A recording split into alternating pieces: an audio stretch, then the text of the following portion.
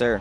And the Invader until they awaits one of these two players coming up right now in Frostbyte versus AoS. We are going to start things off in small battlefield, which for you guys is the PS2. This is the weird stage list we are running with hazards on and no PS2. To be honest, I'm glad we banned PS2 purely because I don't want to see it no more. Everybody only plays PS2 in this region. Yep. I mean, you're speaking for me as well. I mean, I see it all the time in Tri-State, and AoS no jump. AoS is dead. He went off stage with that flip kick, hard committed to that option. Frostbyte, great knowledge to just drop off with the aggressive option because ZSS Samus does not get flip kick back if you hit her, only up B. That's good. That's exactly what I was mentioning before. Frostbyte's been able to stuff out a lot of aerial approaches coming out from all these players so far, and AoS being one of those players that loves to be in the air and ascend as much as possible, you know, that may be something that he's going to have to change up a little bit coming for the rest of the set.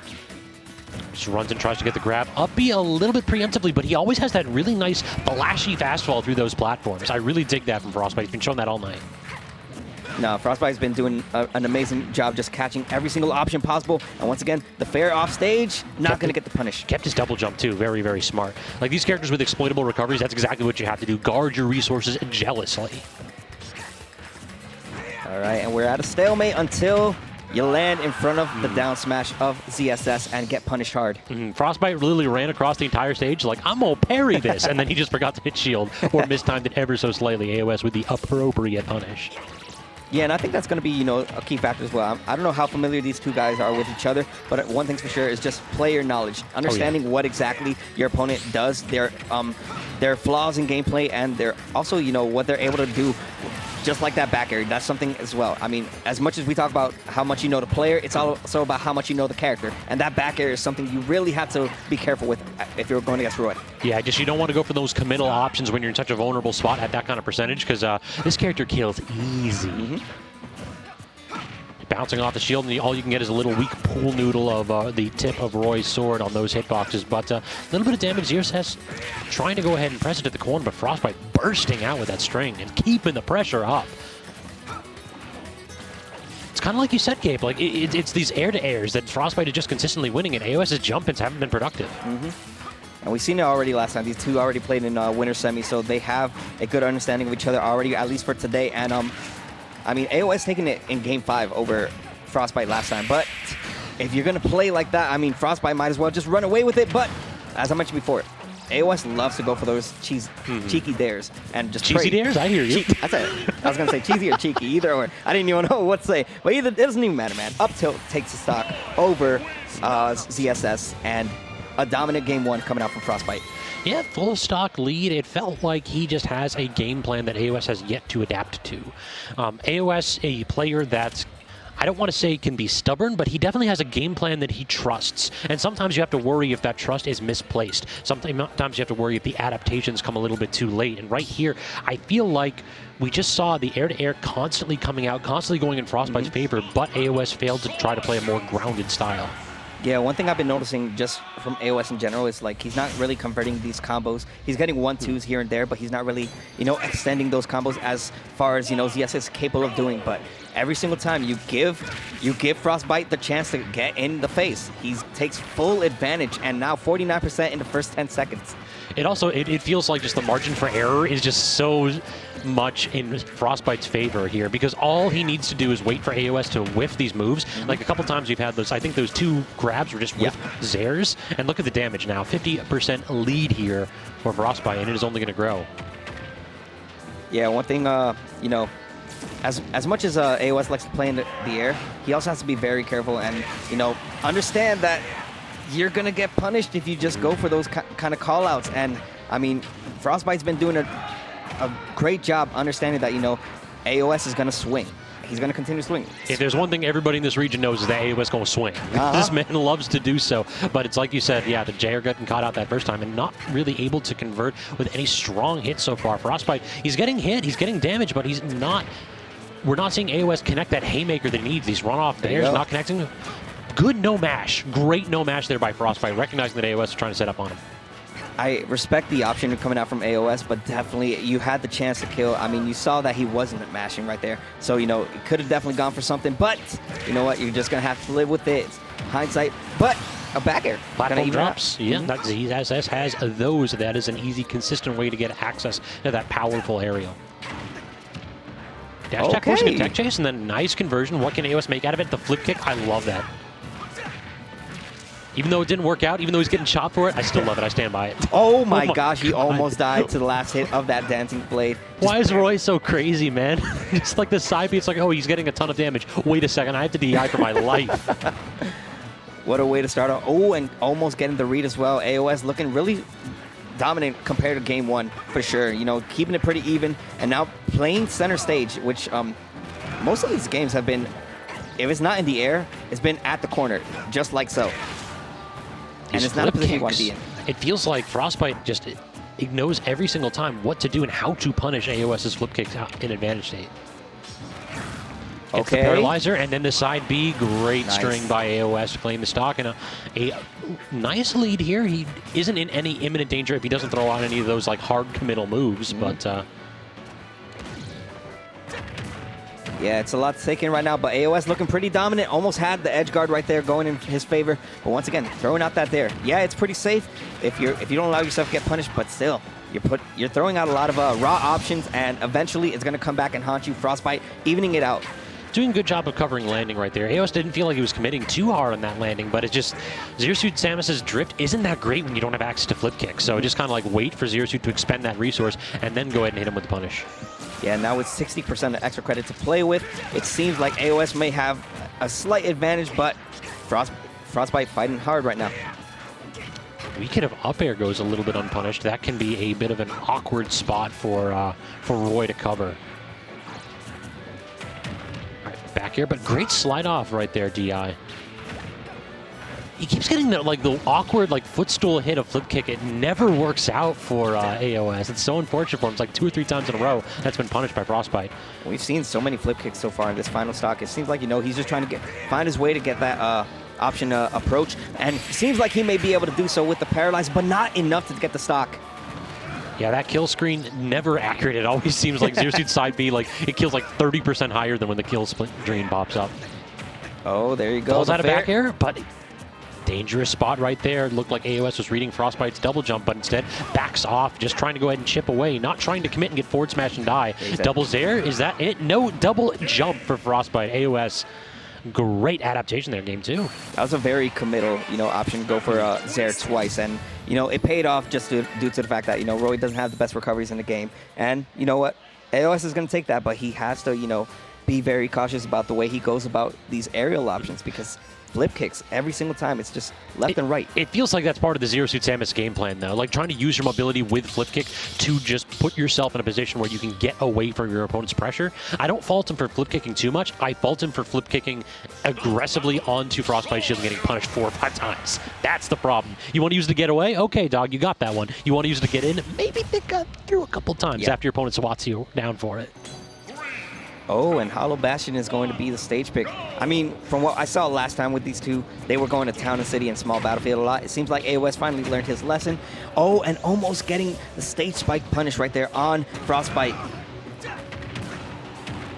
Down air converts into back air. Frostbyte has to use his double jump, and AoS, he gets the B reverse in the up B, but doesn't get a good hitbox. Frostbyte just kind of falls out of it and grabs ledger free. Oh, once again, those Zairs coming out and finally coming back to no double haunt jump Frostbyte. there, so that's dead. Yeah. The Zair being the seal breaker right there for that first stock. It feels like as the dares connect, so goes AoS's game. If he can actually get those, it's such a unique part of his game plan that if he can connect those consistently, he carries them so far. If he starts whiffing and getting hard punish for it, it just the match runs away from him so swiftly. Mm-hmm.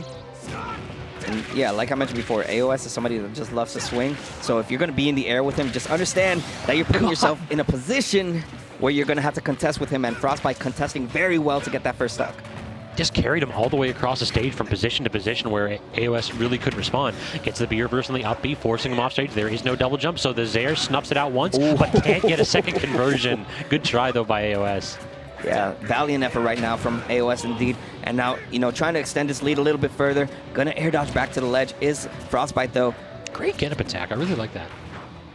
Read the jump, too, but is gonna get punished for just going for the normal get-up option. Yep. Getting stuck in that top platform, Zero Suit has a ton of tools that can cover a lot of tech situations. Up smash being one that can cover roll in or roll out or get up attack. 3 for 4, not too shabby. And then reading out that air dodge down with another up smash. So good damage right here from AoS, carrying it off stage again. I think he actually saved him there with that up B. If he just fell to his death, then AoS had the win.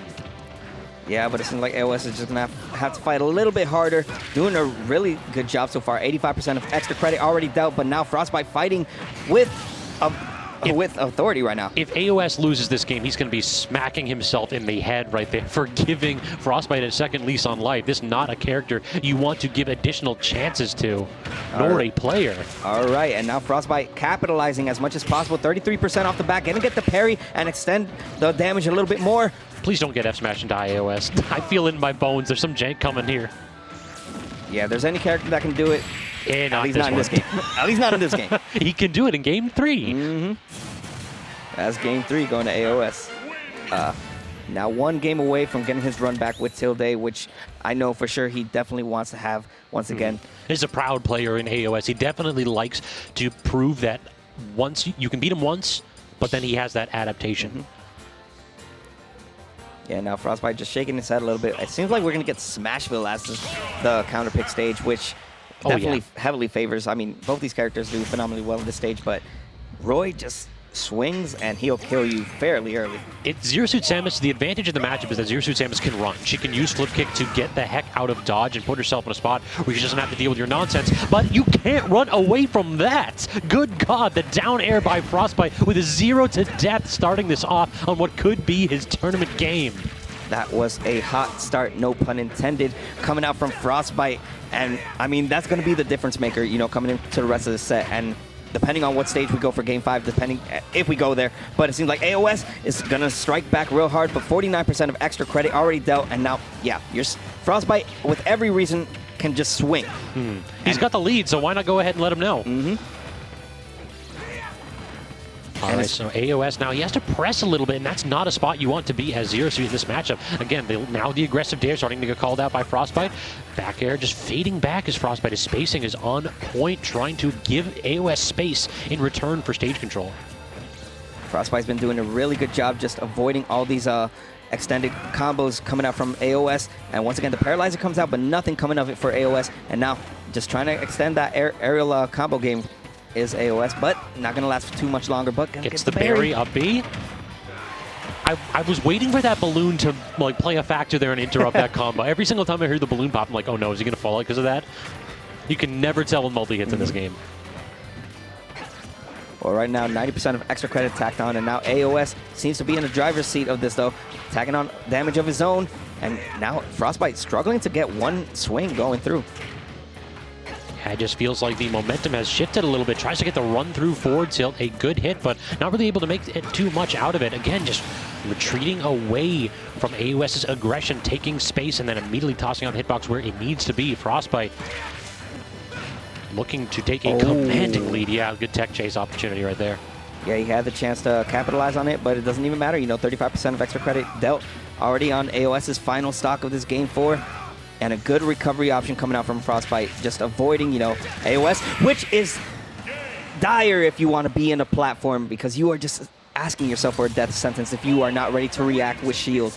Hazards on Smashville certainly playing a part in that matchup. Whenever Roy can just go ahead and just trail across the stage facing that direction, if you try to flip kick in there, he has so many tools that he can use to intercept it with that boosted momentum from platform. And good God, did he choose one of them? Yeah.